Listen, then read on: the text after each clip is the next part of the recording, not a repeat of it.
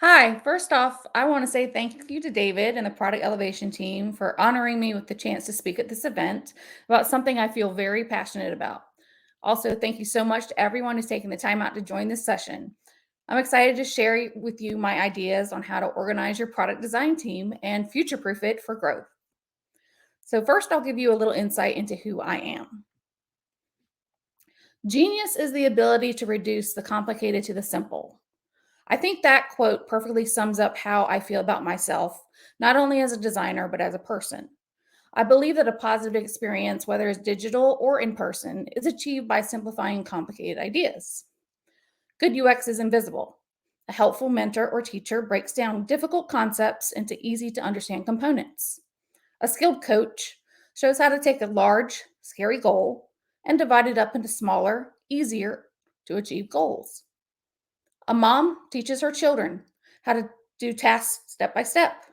All of these different aspects of my life have made me into the design leader I am today. Here's a selection of the companies that I've done work for. I've been in the design world for a long time now. Like a lot of my contemporaries, I started from the bottom and I worked my way up over my career trajectory. I've held many different titles and I've worked across a variety of industries over my 20 years. I've had some jobs I've loved and some I've hated, but every single one has helped me grow and get me to where I am today. One thing that has remained a constant across the myriad of positions and companies is that there is incredibly quick turnover in the product design world.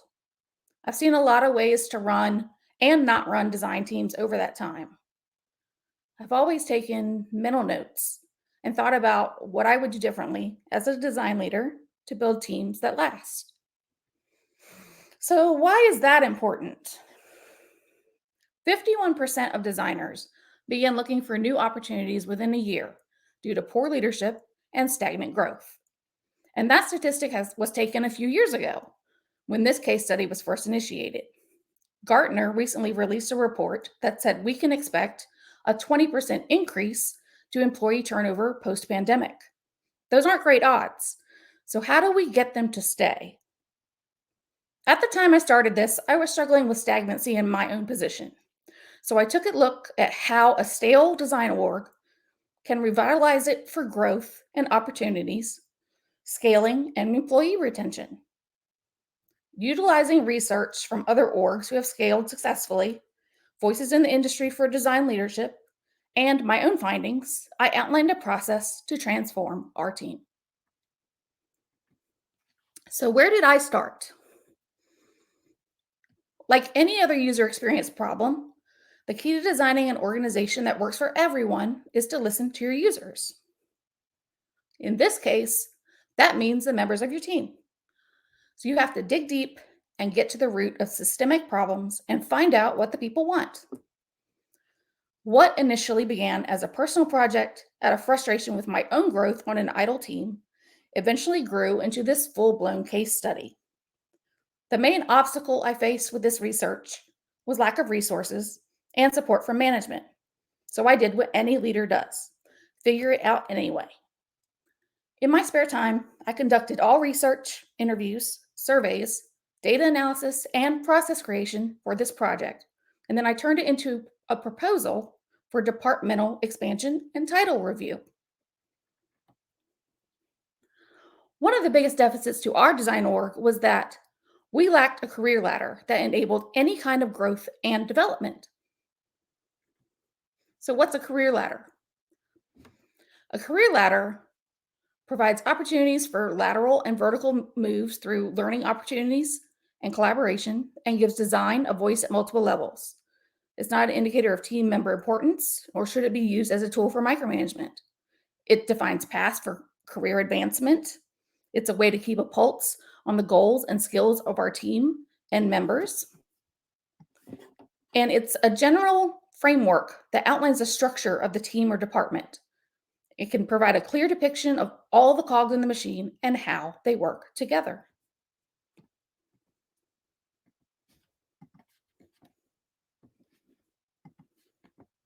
So, how do you build a career ladder that's truly representative of where you want your team to go? You have to look first to where it is now. In order to know where your team needs to improve, it is vital to assess the team's current health. So, how do we do that? We perform what's called a team health monitor, a specialized self assessment tool designed for agile teams to measure team effectiveness and happiness. As somewhat of a comprehensive retrospective, health monitor responses are used to improve team relationships, processes, morale, and growth. In my research, I read through countless articles and decks on building team culture from orgs that have done it well. I drew bits and pieces of insight from each of them as I started to formulate my own hypotheses on what makes teams work. One of those resources was the Atlassian Team Playbook. They surveyed over 1,000 team members across different industries and saw some striking correlations between behavior and success. The three main factors that they kept coming back to is that when a team's culture encourages freedom to share ideas openly, opportunities to help decide what's best for the team, and being able to forge deeper relationships based on respect with coworkers, that team saw higher achievement levels. Using what I learned from Atlassian's team playbook, other org design, and leadership resources, as well as my own experience, I created my own team health monitor that hit on the most often cited reasons for team stagnancy or growth. And I conducted a survey with my team. The questions centered around the following topics: collaboration, communication, growth, performance, support, titles, and transparency. Hitting on each of the aforementioned topics, questions were formulated that asked how they felt about them in relation to their teammates, their managers, and in some cases, even the company itself. This is a sampling of questions I came up with and asked my team. Rate how well teamwork and collaboration among associates is valued by your team members or manager. How often do you collaborate with your team members and manager? How good is the communication between you and your team and your manager? How efficient are team meetings? Do you feel supported? Do you feel like there's a shared common vision and work ethic? Who are the decision makers? How quickly are decisions acted upon? How well does your current job responsibilities match your strengths? And how clear are you on your performance? What metrics are you given? The easiest way to conduct this survey and capture the responses was to use a simple online form that generated a spreadsheet. From there, I could chart the responses to create visual representations of our perceived team health. In our case, the problems became very clear immediately. We had pretty healthy peer collaboration and communication, but what we all felt was lacking was the support and communication from management and the overall org. This told us a few things. Oftentimes, we felt lost, aimless, or stuck. We felt underutilized and undervalued, and we had no idea where we could go from here. So, how do we fix it? In order to know how to fix, we had to know what to fix. The responses to the team health monitor gave us our first clues. Then it was time to dive deeper into what common issues we were experiencing as a team, as an org, and as an industry as a whole. I challenge you to pull up LinkedIn or Indeed or any other job search platform and do a quick search for open product design positions. What do you see? There's not a consistent, universal standard for job titles. Every industry, company, and team has their own set of titles. Companies with smaller product teams mistakenly believe a list with titles and pay grades is enough. Typically, the budget for a salary is assessed first, and based on that, a title for the position is then created.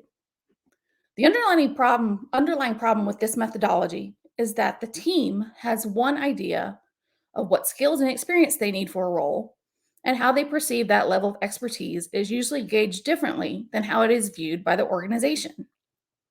Once candidates are being considered, The team wants to hire the strongest candidates of the pool, and this often does not match the resulting job title, nor does the title match the responsibilities or pay. The tendency is to always bring in more senior level designers, but pigeonhole them into junior roles to accommodate the pay grade. What's a better way? You set your team up for growth if you take the time upfront to craft organizational definitions for product design roles.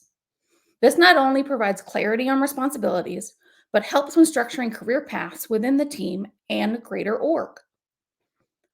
These role definitions are not set in stone. They should change as the needs of your team change. These are meant to be used as a basis for what results from the next step in the process, generating a skills matrix. Looking at the role definitions you created, the next step is to hold a collaborative workshop with your team around generating a skills matrix. A skills matrix is a well articulated set of core skills a team identifies as essential to succeed. The core skills include those in the design craft itself, like research, writing, UX, prototyping, visual design, etc., and other skills required to produce excellent work, collaborate, and communicate effectively, and the skills needed to lead. Although every single individual might not, every team collectively should have these skills to be successful. A skills matrix, if done right, should allow a team to align on the skills this team needs to have overall. This means that teams and not individuals should have a mix of all of these skills to be successful. It should outline the mix of skills we currently have, skills we know we really need, and skills industry teams have that we need to get better at. Some of those skills might not be applicable to your current team, but it's extremely important to not fall into the trap of building a matrix that represents your current team versus the team you want to transform into. That quote's from Building a Skills Matrix, which is one of the resources that I use during this case study. So how do you run the workshop? First, you set the expectations by providing an overview of the exercise and sharing the goals, principles, and framework. Next, each participant writes a set of core skills for each of the main framework categories. Then you review the core skill set suggested by each participant. You ask questions for any needed clarification. All participants then get 5 votes per category to highlight the skills they feel are most needed and valuable. The team then works together to generate a top 10 list of skills across all categories. Everyone has some veto power and they're allowed to defend their choices. Now, while 10 is the suggested goal number, the purpose of the exercise is to whittle down the core skills to an agreed upon set. So if it happens to be more than 10, there isn't an issue as long as everyone agrees. Why is this exercise important? As the team begins to work through the core skills framework, a few things will occur naturally. Common core beliefs and skills will be revealed. New ideas about needs will surface. Old ideas about needs will be debunked. Leaders will organically rise to the challenge. The agreed upon set of core skills will then be used to inform which roles are vital to the team's success. This will start the process of building a career ladder that works for everyone. Look at what you're building from by assessing your current team structure. This will tell you if you can add on top of what's already there or if you need to rethink old ways of doing things. I'm sorry to tell you that if your current team structure looks like this, you're doing it wrong, and here's why. There are several issues with a solitary path into upward design management. There's no upward mobility, no lateral movement. There are no rules that say career mobility is always upward. Lateral moves offer chances to explore new areas, try your hand at leadership, or focus more heavily on the craft of design. They can be short-term or long-term assignments. Depending on the structure of your team and what the goals of the individuals are, lateral opportunities are also an alternative for when your team is feeling stuck, but it's not the right time for a promotion. Designers desire to be heard, and offering them the chance to try out different positions or gain new skills along the way goes a long way in employee satisfaction. Leaders don't always want to manage people. People management definitely is not for everyone. Unfortunately, in the majority of companies, the only way to advance is to get promoted into a position where you oversee others. The sad truth about this is that a lot of the leaders put in that role do not possess the skills necessary to lead a team, nor are they personally invested in it because that wasn't their career aspiration. Once you become a leader, your job is to no longer worry about yourself and your contributions. You're in charge of and responsible for the development and success of every member of your team. Leaders give credit to their teams when it's due, and they accept all the blame when there are issues. Design leaders know the way and show the way. Another issue is there isn't a balance of skills and responsibilities spread across the team. Do you think it's better for everyone to share the same skill set and do the same job? Or do you think it's more valuable to have a diverse skill set and allow people to put those skills to use by doing the job that suits them best?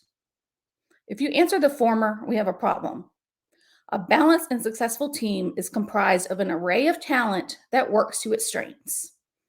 Much like how the Avengers don't share superpowers, you don't want 8 designers on the same team who all want to do research or only visual design. It's vital to have members willing and wanting to work on all of the parts of the process, and not all at the same time. It's also super important to hire different levels of experience.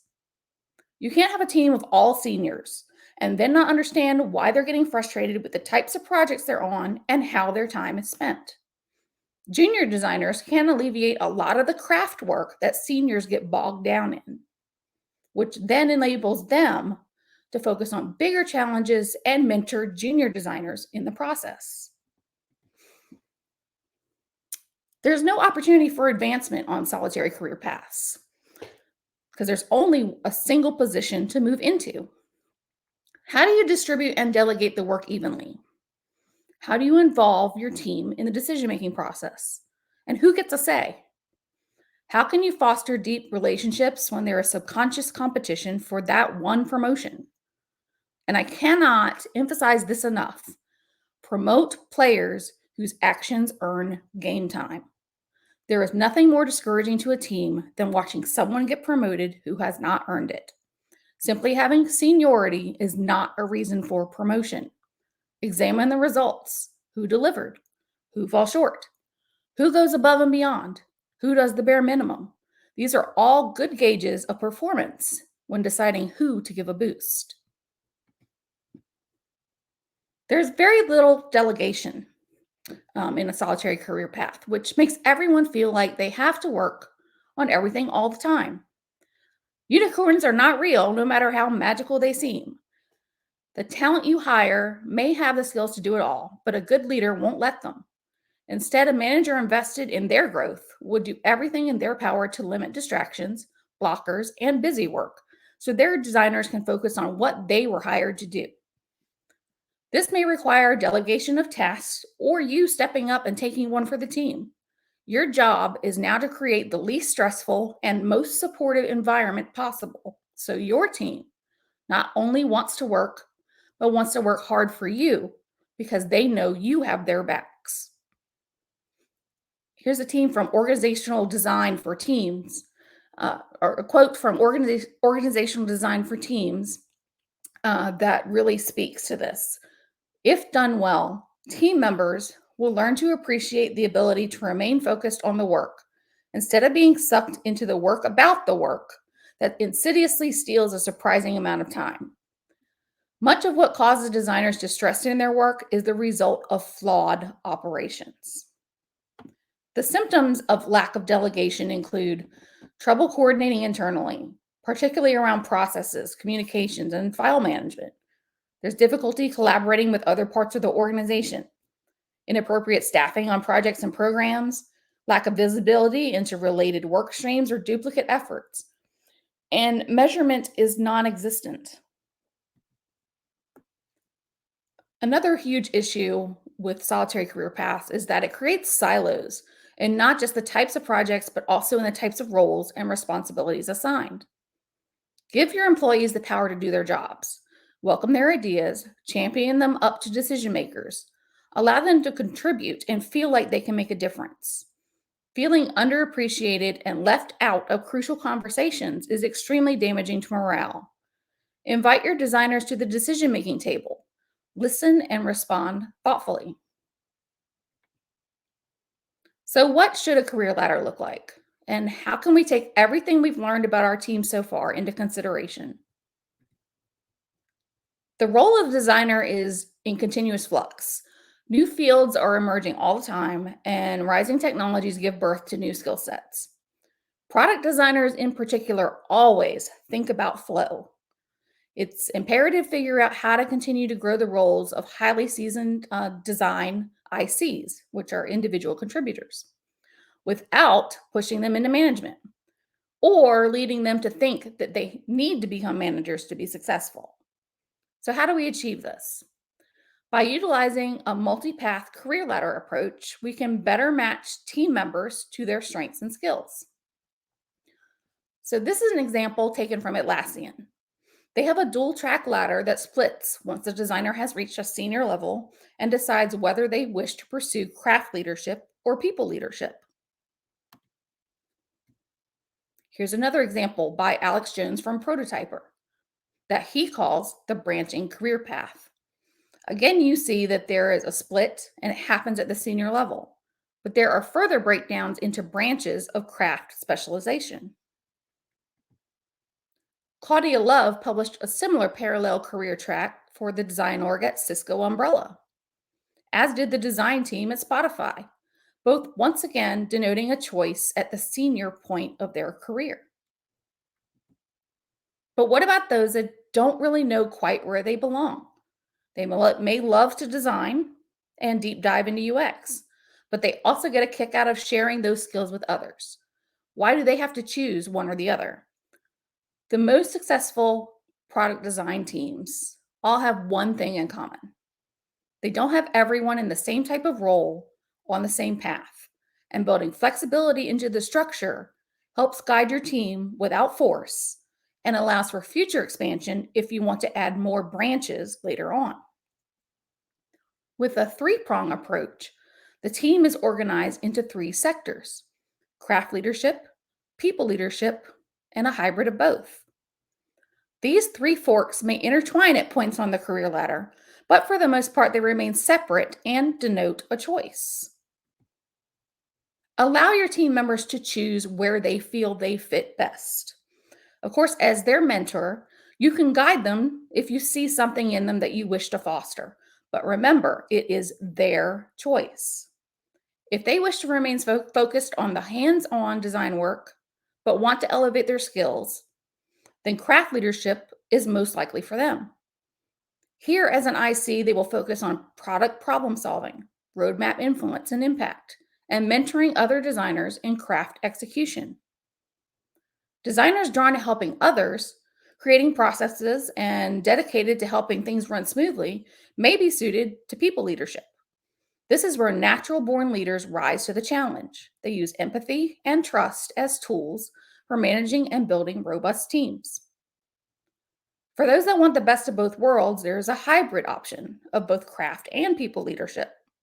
These team members can act as both a player and a coach, are adept at context switching, and act as role models for both hard and soft skills. Whichever path they choose initially, they're not locked into it forever either. They may switch tracks completely or dabble. That's what lateral moves are for, remember? Here's an example of how this three-pronged approach could look.